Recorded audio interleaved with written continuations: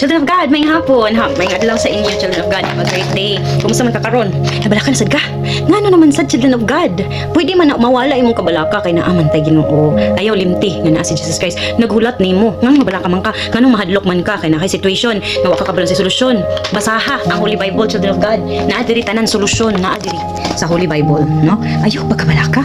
Naa gisulat diri sa Bible nga dili ta angay mabalaka. Worry not, for the Lord is with us. Bisan kapila ganing to na mention diri sa Bible na no need for us to be afraid of, no need for us to be worried, no need for us to have wrong emotion. Kay grabe ka powerful atong ever living God. Ang atong gi-follow nga si Jesus Christ. Super powerful, yes, gi-persecute siya before, yes. Pero unsa ni tabo, gi-glorify siya, naa siya sa langit, darting in heaven siya. Daghan kayo siya og myriad of angels, daghan kayo siya og guardian angels nga pwede niya ihatag sa tuwa. Labi na og mangayo ka, dili lang usa duha, kundi daghan pa 100 pa kabuk na imong pangayoon or more than 100 pa nga guardian angel iyan ang ihatag sa imo. As long as mutuo ka, dako imong pagtuo nga naa ra siya, children of God. Wala ani imong kabalaka, nabalaka na sa gano man, nasakitan na sad ka. Nasakitan na sad ka kay ngano?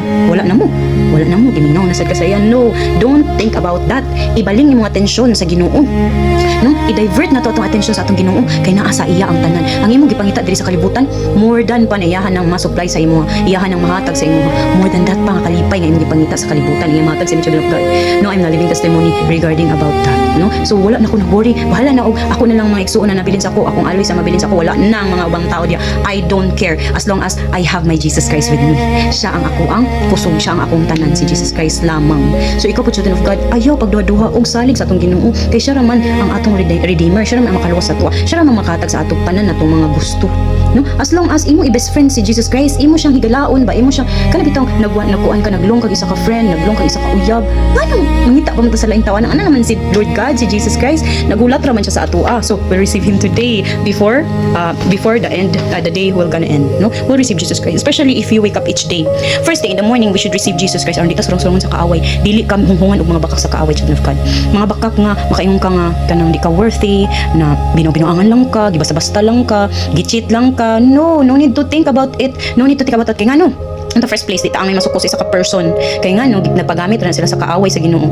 Mismo ang kaaway, yes, ang kaaway mismo ang dapat masuko. Pero not all the time man ang kaaway ang kanang naay problema. Mismo ang tao, i-choice manggid po na nato, no, mga tao. Mismo ang tao manggid pod naapoy kanang ilang choice ba nga di bitaw nato sometimes madawat ilang mga choices in life.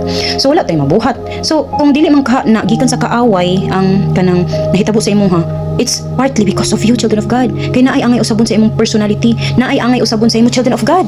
Dili lang kay tungod sa kaaway, tungod ana nga person sakitan ka. Maybe it's because of you, it's because of us, it's because of our choices, it's because of our decisions in life, it's because of our personality that we need to change. Dili man pwede nga inani ra ta ay inani nako sugod pa sa gamay pa ko, inani nako hantod sa hantod. No, it's a bakak of the kaaway, children of God.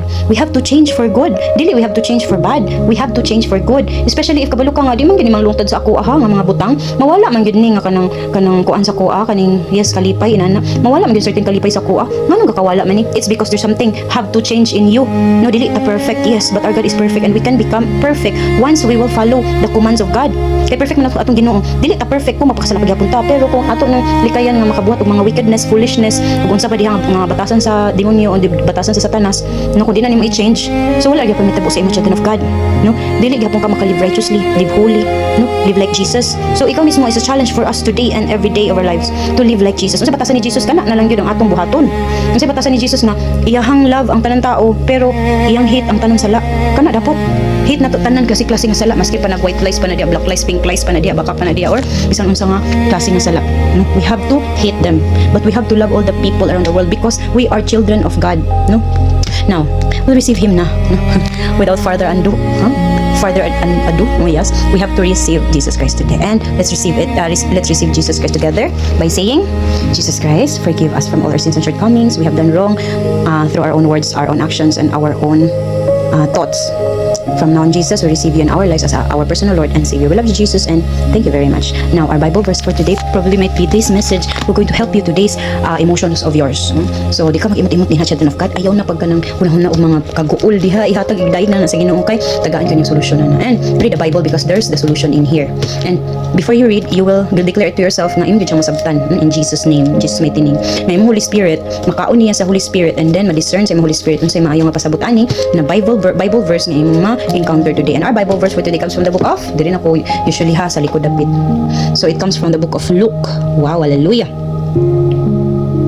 Okay, I found it here. Luke chapter 17 verses, ito na lang number 1. Chachado lagi ni, no? Oh, Luke chapter 17 verses 1 to 4 touch of the Navgada. And it says here, teachings about forgiveness and faith. Hallelujah. One day Jesus said to his disciples, there will always be temptations to sin. But what sorrow awaits the person who does the tempting? It would be better to be thrown into the sea with a millstone hung around your neck than to cause one of these little ones to fall into sin. Hallelujah. So watch yourselves. If another believer sins, rebuke that person. Then if there is repentance, forgive. Wow, hallelujah. Even if that person wrongs you 7 times a day and each time turns again and asks forgiveness, you must forgive. Hallelujah. Thank you, Jesus, for this Bible verse. Nakasulat din here, children of God, we have to forgive. Maskin daw ika-7 times siya. Ika-7 times siya. Ika-7 times siya na kasala. Pero kumain siya pasaylo, no? Everyone nga nakasala sa toa and then mangayo forgiveness, why not?